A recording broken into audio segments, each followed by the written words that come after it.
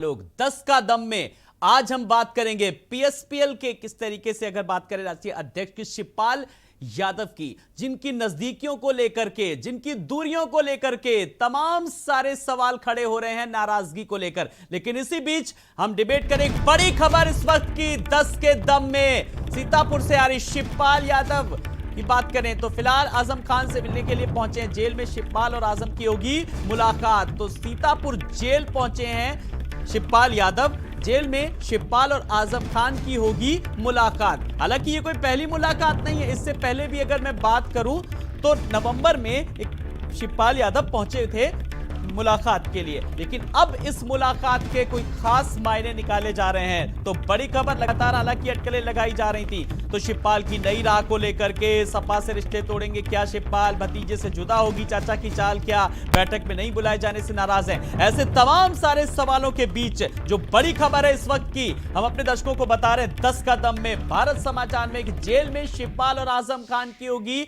मुलाकात और शिवपाल का आजम प्रेम।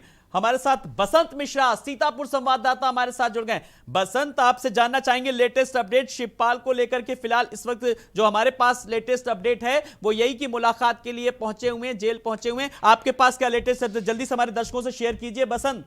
बिल्कुल आलोक जी, मैं आपको बता दूं शिवपाल यादव आजम खान से मिलने जिला जेल पहुंच चुके हैं और आजम खान से जेल के अंदर मुलाकात कर रहे हैं। अब ये मुलाकात कितनी अहम होती है, क्या बातें हो, ये तो शिवपाल यादव भी जेल से बाहर जब निकल करके आएंगे, जो मीडिया से बात करेंगे तब पता चलेंगे। लेकिन शिवपाल यादव नाराज चल रहे थे क्योंकि उनको जब बैठक में नहीं बुलाया गया था, शिवपाल यादव नाराज चले थे, इसकी कई खबरें भी आ रही थी। लेकिन आज आजम खान से मिलने पहुंचे और क्योंकि आजम खान भी नाराज चल रहे हैं समाजवादी पार्टी से, तो कहीं ना कहीं ये मुलाकात शिवपाल और आजम की काफी अहम मानी जा रही है और इसको लेकर के जो भी शिवपाल निर्णय लेंगे तो कहीं ना कहीं आजम खान से जरूर पूछ करके कोई निर्णय लेना पड़ा। जी, हालांकि राजनीति में जब शिवपाल यादव जिस तरीके से लगातार मुलाकात कह रहे हैं और उनका इस साफ तौर पर जब पत्रकार लोग सवाल पूछते हैं बसंत, तो ये भी कहा ये एक शिष्टाचार मुलाकात है, तो पर अचानक इस शिष्टाचार मुलाकात के क्या मायने निकाले जाएं? बिल्कुल, क्योंकि शिवपाल यादव जमीनी नेता है और उनको पता है कि जो आजम खान है उनके कद क्या है पार्टी में, उसको लेकर के जब आजम खान को भी पता चला नाराज है तो कहीं ना कहीं शिवपाल यादव जरूर ये चाहेंगे कि आजम खान से बात करें और वो हर मुद्दों पर बात करेंगे कि जो विधानसभा चुनाव में नतीजे आए उनको लेकर के बात करेंगे और जो समाजवादी पार्टी में उनको बुलाया नहीं गया उनको लेकर के भी बात करेंगे। तो कहीं ना कहीं शिवपाल यादव जमीनी नेता है, उसके चलते आज मुलाकात करें तो उसके बाद पता चलेगा कि आखिर शिवपाल यादव क्या चाहते हैं और आजम खान से जो मुलाकात हुई तो किन मुद्दों को लेकर के हुई। जी, फिलहाल अभी क्या कुछ खबरें मिल पा रही हैं और अंदर खाने से क्या खबरें निकल करके आ पा रही हैं बसंत? बिल्कुल आलोक जी, शिवपाल यादव की भी फिलहाल अंदर मुलाकात चल रही है और ये भी बताया जा रहा है कि ये एक अहम मुलाकात है जिसको लेकर के शिवपाल आजम बात करेंगे और हर बिंदु को लेकर के बात करेंगे कि आखिर शिवपाल यादव की भाई समाजवादी पार्टी में आए थे लेकिन कहीं ना कहीं शिवपाल यादव की अनदेखी की गई, उसको लेकर के भी शिवपाल यादव बात करेंगे और आजम खान को लेकर के भी समाजवादी पार्टी की तरफ से ऐसा कोई जो आजम खान की तरफ से बयान जो प्रवक्ता है उनकी तरफ से जारी किया गया था उसकी अपेक्षा की गई, तो कहीं ना कहीं दोनों नेताओं के बीच अहम बातचीत होगी। जी, चलिए, जो अहम बातचीत हो रही है आप इस पूरी खबर पर बसंत नजर रखिएगा, हम लगातार आपसे अपडेट लेते रहेंगे और अपने दर्शकों को बता दें कि लगातार जिस तरीके से दोनों की मुलाकात हो रही है जेल में, पल पल का अपडेट हम अपने दर्शकों तक पहुंचा रहे हैं। लेकिन ये नौबत आई कैसे, ये मेल मुलाकातों का सिलसिला, अगर इसकी शुरुआत कैसे हुई? दरअसल नाराजगी को लेकर के जिस तरीके से साफ तौर पर उन्होंने नाराजगी जाहिर करी जब उनको बैठक में नहीं बुलाया गया किस तरीके से, और उसके बाद उन्होंने कहा मुझे तो इस बात की जानकारी नहीं है, तब से ये सुगबुगाहट और भी ज्यादा तेज हो चुकी थी। लेकिन इस पूरी कवायद के बीच मेल मुलाकातों का सिलसिला जो चालू हुआ है उसको लेकर के शिवपाल यादव का जो दर्द है वो उन्होंने किस तरीके से बयान किया। कोई एक दर्द नहीं, तीन दर्द हैं उनके। उन्होंने साफ तौर पर कहा कि मुझे निमंत्रण नहीं मिला, मुझे बैठक में नहीं बुलाया गया, अगर कुछ गलत लगता है तो मुझे निकाल दे। जरा सुनिए वो दर्द और महसूस कीजिए। गठबंधन से चुनाव कभी नहीं लड़ा है, मैंने समाजवादी पार्टी के चुनाव चिन्ह साइकिल से चुनाव लड़ा है और जब पहली मीटिंग विधानमंडल दल की हुई है तब भी हमें निमंत्रण नहीं मिला। मैंने सीधा 26 तारीख की मीटिंग थी, 25 तारीख को मैंने सीधा भेंट करी, उसके बावजूद भी जब हमें निमंत्रण नहीं मिला तो हम मीटिंग में नहीं गया तो इसके मतलब क्या हुआ? और गठबंधन में मैं कभी गया भी नहीं, कभी मीटिंग में बुलाया नहीं गया, कभी मुझे गठबंधन में शामिल नहीं हुआ। और अगर कोई गैर जिम्मेदार राजनीतिक व्यक्ति अगर इस तरीके का बयान देता है तो मुझे तुरंत पार्टी से निकाल दो। तो ये तो था शिवपाल यादव का दर्द। और अब शिवपाल की नई राह क्या होगी, किससे दूरियां बढ़ रही हैं और किससे नजदीकियां कम हो रही हैं, ऐसे तमाम सारे सवालों का जवाब आज हम आए हुए बड़े पैनल से लेंगे और बहुत चीजों को जानेंगे और समझेंगे। जल्दी से बिना कुछ देर के हुए आए हुए मेहमानों से अपने दर्शकों का तारुफ करा देते हैं जो हमारे साथ जुड़े। हमारे साथ बीजेपी प्रवक्ता कृष्ण मोहन पांडे जी हैं। कृष्ण मोहन जी नमस्कार, बहुत बहुत स्वागत है आपका। नवीन दुबे जी हैं, नेता सपा। नवीन जी नमस्कार, बहुत बहुत स्वागत है आपका भी। जयकरण वर्मा जी हैं, नेता कांग्रेस। जयकरण जी नमस्कार, आपका भी बहुत बहुत स्वागत है। और साथ ही साथ मनोज पांडे हमारे साथ भारत समाचार के स्टूडियो में राजनीतिक विश्लेषक के तौर पर। मनोज जी नमस्कार, आपका भी बहुत बहुत स्वागत है। इसके अलावा हमारे साथ कुछ और भी मेहमान जोड़ेंगे। मैं सवालों और जवाबों के सिलसिले को मैं आगे बढ़ाऊं। मैं पहला सवाल किसी राजनीतिक दल से नहीं कर रहा हूं, मैं एक राजनीतिक विश्लेषक से कर रहा हूं, मनोज पांडे जी से। मनोज जी, आपने ये पूरा सिनेरियो देखा, आपने ये बाइट भी सुनी जिसमें शिवपाल यादव का दर्द भी साफ तौर पर झलक रहा है सामने, और ब्रेकिंग न्यूज भी मैंने दिखाई जो हमारे सीतापुर सहयोगी बसंत अहमदी की जो जेल में मुलाकात चल रही है। तो आप पूरे इसको सिनेरियो को कैसे देख रहे हैं? देखिए, राजनीतिक घटनाक्रम है और एक बात तो बड़ा स्पष्ट है कि कहीं न कहीं समाजवादी पार्टी के अंदर खाने में अंदरूनी राजनीति और अंदरूनी हलचल बहुत तेज है, पहली बात। दूसरी बात कि शिवपाल जी ने जो कहा, और एक राजनीतिक मर्यादा भी होती है, जब वो चुनाव उसी पार्टी के चुनाव चिन्ह पर लड़े थे, कोई अपने पार्टी से नहीं लड़े थे, किसी गठबंधन से नहीं लड़े थे। गठबंधन होता तो सीटें मिलती, उस पार्टी को सीटें मिलती और अलग चुनाव चिन्ह होता। वो चुनाव जब उसी पार्टी के चुनाव चिन्ह पर लड़े तो ये राजनीतिक मर्यादा होती है कि निश्चित रूप से विधानमंडल दल की जब बैठक बुलाया जाए पार्टी में नेता प्रतिपक्ष चुनने के लिए, तो प्रत्येक सदस्य को सूचित किया जाए, उसे निमंत्रित किया जाए। और शिवपाल जी समाजवादी पार्टी के एक बड़े नेता रहे हैं, बिल्कुल। अब है नहीं मान लीजिए, अब ये दिखने लगा है, चीज़ें बड़ी स्पष्ट से दिखने लगी हैं। फिर जो रार अखिलेश जी मुख्यमंत्री थे और शुरू हुआ था, वो रार शायद नेता प्रतिपक्ष होते ही फिर से शुरू हो गया है। यानी कि रार जो तकरार जिसे हम कहते हैं वो अब पब्लिक फोरम में भी चीजें आने लगी हैं। नवीन दुबे जी, जिस तरीके से मनोज जी ने कहा सब कुछ ठीक ठाक नहीं चल रहा है। देखिए आलोक जी, आकलन लगाए जा सकते हैं, असेसमेंट किया जा सकता है, और कोई भी दल हो या कोई भी पार्टी हो, you can not keep everyone happy. ये प्रिंसिपल होता है मैनेजमेंट का। हर एक आदमी को हर समय संतुष्ट नहीं रख सकते हैं। माननीय शिवपाल सिंह यादव जी का जहां तक सवाल है, वो एक वरिष्ठ समाजवादी नेता हैं, समाजवादी विचारधारा के फाउंडेशन स्टोन हैं उत्तर प्रदेश की राजनीति में। और मैं समझता हूं आज आजम खान साहब से वो मुलाकात करने गए हैं। आजम खान साहब भी वरिष्ठ समाजवादी नेता हैं, समाजवादी पार्टी के संस्थापक सदस्य भी हैं। उनसे एक मुलाकात हो रही है, तो ये उन्होंने खुद ही कहा है माननीय शिवपाल सिंह यादव जी ने कि एक औपचारिक मुलाकात है, और ये शिष्टाचार मुलाकात ही होती है। जब मयंक जोशी भी जब अखिलेश यादव से जब मुलाकात होते, जब उनसे सवाल पूछा जा रहा था, तब उन्होंने कहा ये एक शिष्टाचार मुलाकात है। तब उन्होंने नहीं कहा था कि मैं ज्वाइन करने जा रहा हूं समाजवादी पार्टी। लेकिन कुल मिलाकर के ऐसी नौबत ही क्यों आई? सवाल सर ये कि क्या मनाने की कोशिश की गई, रोकने की कुछ कोशिश की गई, या नाराजगी को दूर करने की कोशिश की गई? क्यों ये नवीन जी सवाल ये कि पब्लिक फोरम में सारी चीजें आई? नहीं, देखिए ऐसा होता है। हाँ।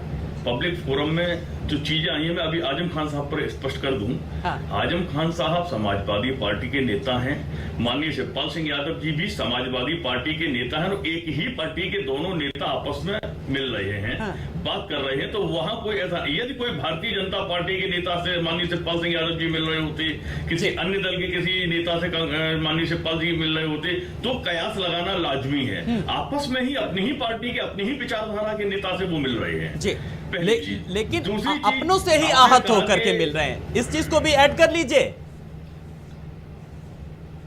बिल्कुल, आपकी इस बात को भी हम ऐड कर लेते हैं, और इस पर मैं जवाब देता हूं कि आप एक चीज देखिएगा कि 10 मार्च को जब चुनाव के परिणाम आ गए थे, हाँ। उसके बाद से निरंतर इस तरीके की खबरें चलाई जा रही हैं, चल रही हैं, मरमरिंग चल रही है। 19 अप्रैल को बड़े बड़े तमाम चैनलों ने दिखा दिया था कि 19 अप्रैल को माननीय शिवपाल सिंह यादव जी भारतीय जनता पार्टी ज्वाइन कर रहे हैं। दरअसल चीज क्या है कि भारतीय जनता पार्टी अपना घर न देखकर दूसरों के घर में, और इनके पास एक बहुत सशक्त आईटी सेल है जो इस तरीके का प्रचार करके इस तरीके की अफवाहों को हवा देती है। ये बहुत बढ़िया। और आप लोग चर्चा बैठक में ना करते हैं। बुलाइए, आप लोग मीटिंग में ना बुलाइए। शिवपाल यादव दर्द बयां करते हैं पत्रकारों के सामने, फिर आप लोग बीजेपी को दोष देते हैं। भाई कृष्ण मोहन पांडे जी, आप लोग ऐसा क्यों करते हैं भाई? ये नवीन दुबे जी का सवाल है। आपका आईटी सेल बहुत मजबूत है, ये सवाल उठाया है उन्होंने। देखिए, ये प्रदेश जो है बड़ा ही अब नौजवानों का प्रदेश है, शिक्षित वर्ग का प्रदेश है, और वो उत्तर प्रदेश है जो विकास की एक नई परिकथा लिख रहा है। देश में सर्वाधिक इन्वेस्टमेंट, सर्वाधिक मेडिकल कॉलेज, सर्वाधिक एक्सप्रेस वाला उत्तर प्रदेश बन रहा है। अब प्रदेश इन तरह के परिवारवादी व्यवस्थाओं में अब उलझने वाला नहीं है। और रही बात शिवपाल जी की, तो मैं अपने मित्र को बता दूं कि आप अपना घर संभाल नहीं पा रहे हो और बात कर रहे हैं दूसरे की, भारतीय जनता पार्टी की। भारतीय जनता पार्टी से आपके परिवार के झगड़े से क्या मतलब है? आप विकास की बात कीजिए, आप मुद्दों की बात कीजिए, परंतु नहीं करेंगे। अब शिवपाल जी, आप अपने परिवार में अपने सम्मान की बात कर रहे हैं, हक की बात कर रहे हैं, हुकूक की बात कर रहे हैं, तो आप दोष भारतीय जनता पार्टी पर दे रहे हैं। वही समाजवादी पार्टी है जिसमें कभी शिवपाल जी की तूती बोलती थी, परंतु आज उस शिवपाल जी को आज सम्मान, जो व्यक्ति अपने परिवार के व्यक्ति का सम्मान नहीं कर सकता है, जो पार्टी अपने फाउंडर मेंबर का सम्मान नहीं कर सकती है, वो उत्तर प्रदेश की देवतुल्य जनता का सम्मान कैसे करेगी? सुन लिया नवीन जी, यही सवाल हर शख्स के जहन में है इस वक्त। सीधा सा सवाल, जरा जब आपकी टिप्पणी चाहूंगा इस पर जल्दी से।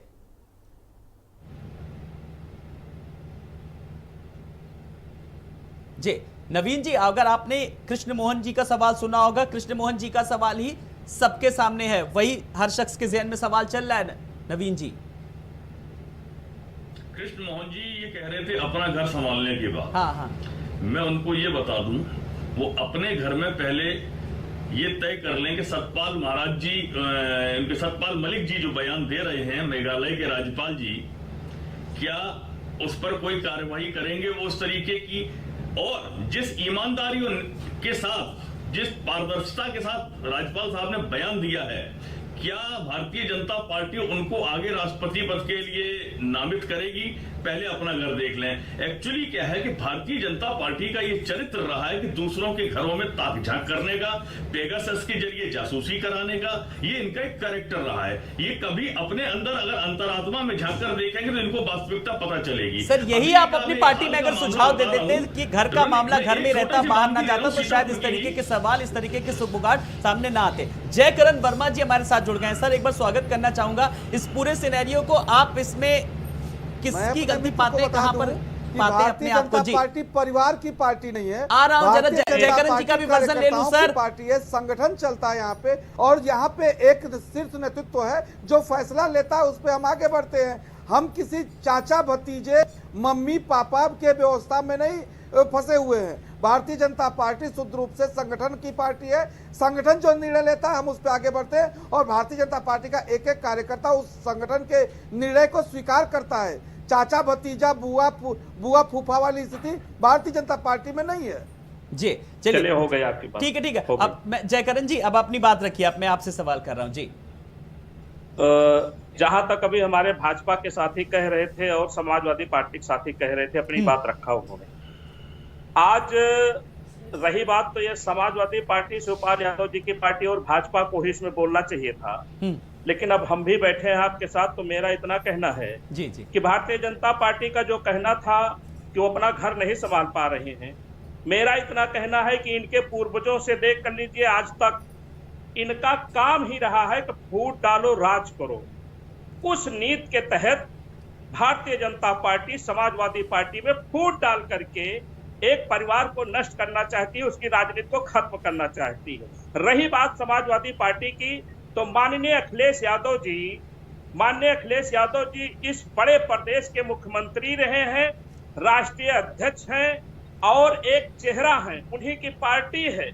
फिर भी इतना बड़ा चेहरा होने के बावजूद भी माननीय मुलायम सिंह यादव के समय के नेता जिस प्रकार से उन्होंने हर वर्ग के, चाहे दलितों को, पिछड़ों को, सवर्णों को, अल्पसंख्यकों को एक नेता बनाने का काम किया, हर आदमी को एक कुर्सी दे करके एक सामंजस्य बनाने का काम किया।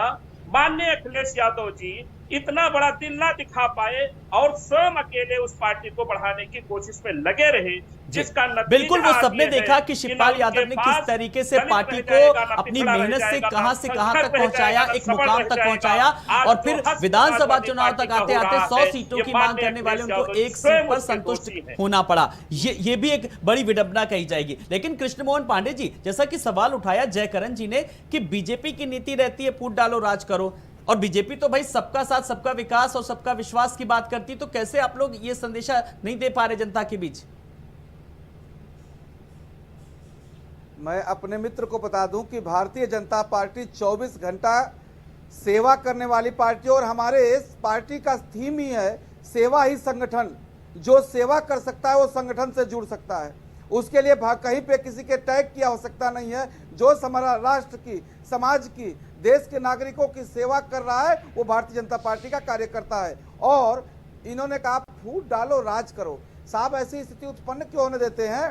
अपने लोगों को आप संभालिए, अपने लोगों को सम्मान दीजिए। और राजनीति में सब कुछ कर लीजिए। यदि अपने कार्यकर्ता को आप सम्मान नहीं दे सकते हैं तो कोई भी दल हो उसको टूटना निश्चित है, असंभव है कि उसको कोई रोक पाए। दूसरी बात, इन्होंने कहा कि भारतीय जनता पार्टी वो पार्टी है जिसका मुख्यमंत्री आज कार्य कर रहा होता है और शीर्ष नेतृत्व भारतीय जनता पार्टी का संगठन अगले दिन उसे आदेश करता है कि आप मुख्यमंत्री रहेंगे नहीं रहेंगे। वो मुख्यमंत्री उठता है और जाके अपने संगठन को नमस्ते करते हुए अपने दूसरे कार्य में लग जाता है। हाय कोई तभी कहा जाता है कि बीजेपी कहती है मेरा बूथ सबसे मजबूत, और आप लोग 24/7 चुनावी मोड में रहते हैं। मैं आपके पास आऊंगा, मैं वरिष्ठ पत्रकार नावेद शिको जी के पास आऊंगा। नावेद जी, एक बार फिर मैं आपका तहे दिल से स्वागत करता हूं। आपने राजनीतिक दलों की बात सुनी, मैं इस वक्त सबसे बड़ी खबर को लेकर के बात कर रहा हूं। मैं शिवपाल यादव को लेकर के बात कर रहा हूं, और मैं लेटेस्ट अपडेट भी जो इस वक्त चल रहा है, सीतापुर जेल में पहुंचे हुए शिवपाल यादव आजम खान से मिलने के लिए। इससे पहले भी एक बार मुलाकात के लिए गए थे, काफी सामान लेकर के गए थे, खाने पीने का सामान भी लेकर के गए थे। लेकिन इस बार की मुलाकात और पिछली मुलाकात किस तरह से आप अंतर देख रहे हैं? और शिवपाल का दर्द भी आप साफ तौर पर देख रहे होंगे, किस तरीके से बैठक में नहीं बुलाया, उनको निमंत्रण नहीं दिया, उन्होंने कहा कि अगर मैंने कुछ गलत किया हो तो मुझे निकाल दो। इस पूरे राजनीतिक क्रम को आप किस राजनीति के घटनाक्रम में देखते हैं और किस तरीके से राजनीतिक चश्मे से देख रहे हैं? नावेद जी, देखिए, अभी हमारे सपा के मित्र ने एक बात कही कि भारतीय जनता पार्टी जो है वो ताक झाक करती है। मैं उनसे बात करना चाहता हूं, मैं उनसे मुखातिब होकर एक बात बताना चाहता हूं कि इस वक्त भारतीय जनता पार्टी क्या कर रही है, उनके बारे में क्या कमेंट कर रही है, कितनी ताक झाक कर रही है, या मीडिया क्या कह रही है, सवाल इस बात का नहीं है। उत्तर प्रदेश की जनता ने भारतीय जनता पार्टी को जनादेश दिया सरकार बनाने का। अगर भाजपा सरकार में कमियां होती हैं, कोई नौकरी नहीं दे पाते हैं, स्वास्थ्य व्यवस्था नहीं कर पाते हैं, महंगाई कम नहीं कर पाते, तो जनता भाजपा के सामने सवाल खड़ा करेगी। लेकिन साथ ही जनता ने विपक्षी दल के तौर पर, सबसे बड़ी विपक्षी दल की जिम्मेदारी समाजवादी गठबंधन को दी है। इसलिए जनता, उत्तर प्रदेश की जनता समाजवादी पार्टी का की जो परफॉर्मेंस है बतौर विपक्षी दल, उस पर भी नजर रखेगी, और वो ये कहेगी, ये अपेक्षा करेगी कि अगर योगी सरकार में कोई कमी है तो तुम सड़क पे आओ, सवाल उठाओ, ये तुम्हारी जिम्मेदारी है। मैंने तुम्हें इस बात की कुर्सी दी है, लेकिन ये अपनी जिम्मेदारी कैसे निभाएंगे? वो गठबंधन जो साथ में आकर चुनाव लड़ा था वो बिखरा हुआ जनता को भी नजर आ रहा है। शिवपाल अलग हैं, और अखिलेश यादव खुद कह रहे हैं थैंक यू, बधाई, अगर वो जा रहे हैं तो जाने दीजिए। शिवपाल नाराजगी व्यक्त कर रहे हैं, आजम खान कहलवा रहे हैं बाकायदा कि अखिलेश यादव चाहते हैं कि मैं जेल में रहूं। अब इस बात की मैं दलील देना चाहता हूं। उनके स्थानीय जो भी मीडिया एडवाइजर, उन्होंने इतने बड़े बड़े आरोप लगाए आजम खान के, जो भी उनके टीम का एक बड़ा हिस्सा है वहां की लोकल टीम का, उन्होंने कहा कि अखिलेश यादव चाहते हैं कि ये जेल में सड़ते रहे। कितनी बड़ी बात है। अखिलेश यादव की बदबू आती है मुसलमानों के कपड़ों से और बड़े मुसलमानों के नेताओं से। अगर ये बताइए, अगर व्यक्तिगत तौर पे उस व्यक्ति ने कहा होता, क्या आजम खान की टीम में या आजम खान के आदेश पर या उनके बेटे के आदेश पर उस व्यक्ति को बाहर नहीं किया जाता? वो आजम खान ने ही कहलवाया था। फाउंडर हैं, समाजवादी पार्टी की जड़ें है वो भी टूट गई, वो भी अलग हो गए। जयंत चौधरी जो बहुत बड़ा गठबंधन का हिस्सा थे, जिसकी वजह से चुनाव जो है समाजवादी पार्टी बहुत मजबूती, वो भी अलग थलग पड़ गए। तो जनता ये सवाल करती है कि तुम हमारे सामने आए थे और हमने तुम्हें विपक्ष की भूमिका दी है, विपक्ष की भूमिका तुम नहीं निभा पाओगे क्योंकि आए थे साथ में और अब बिगड़ गए हो। यानी हमारे साथ तुम वादा खिलाफी कर रहे हो, क्योंकि विपक्ष की बड़ी भूमिका होती है जिसमें तुम, विपक्षी भूमिका तो दूर, तुम जब बिखर ही गए हो तो सवाल कैसे उठाओगे? जी, सुना आपने नवीन जी, वरिष्ठ पत्रकार ने सब कुछ कितना संक्षेप में कुछ कह दिया। विपक्ष में जो बिखराव है, अंदरूनी गुटबाजी चल रही है, और आप बीजेपी की बराबरी करते हैं, बीजेपी का उदाहरण देते हैं। नावेद साहब ने बहुत अच्छी बात कही है, लेकिन उसके पीछे जो चल रहा है उसको मैं थोड़ा सा स्पष्ट कर देता हूं। आज की तारीख में भारतीय जनता पार्टी ईडी और सीबीआई जैसी संस्थाओं का दुरुपयोग कर रही है, इसमें लेश मात्र भी संदेह की गुंजाइश नहीं है।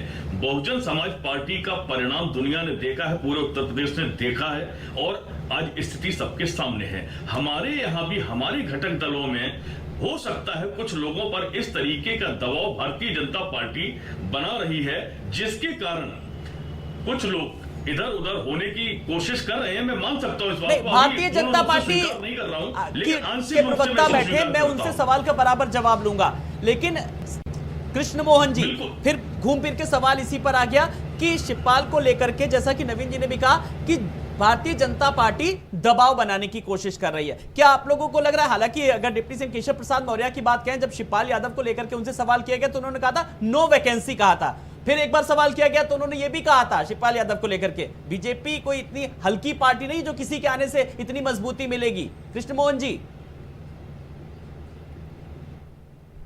मैं आपको बता दूं आलोक जी कि हमारे मित्र ने कहा कि भारतीय जनता पार्टी दबाव दे रही है, दबाव बनाती है।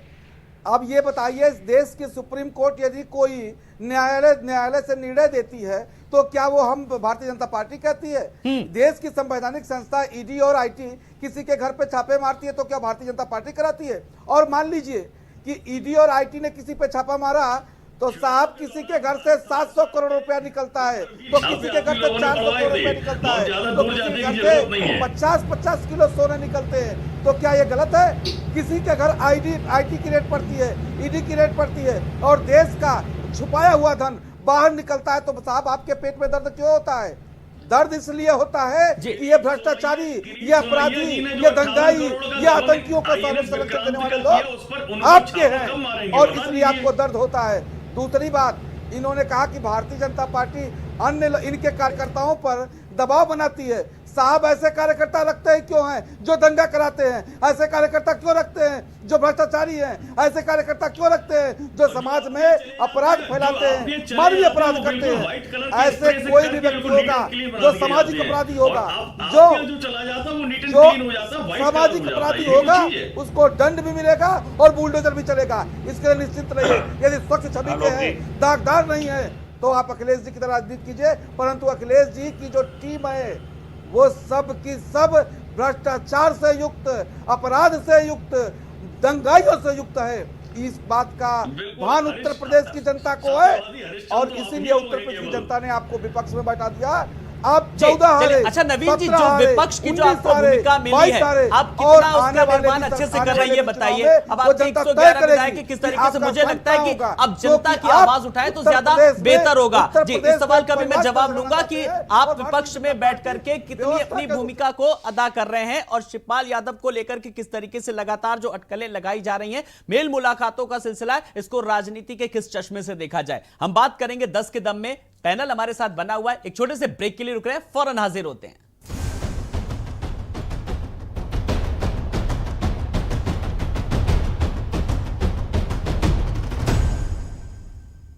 अरे अक्की बेटा,